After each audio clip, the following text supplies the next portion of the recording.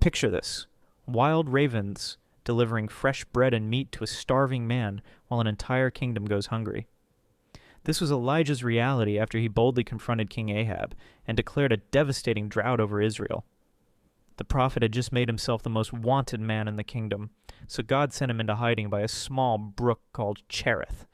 There, completely alone and cut off from civilization, Elijah faced a terrifying reality.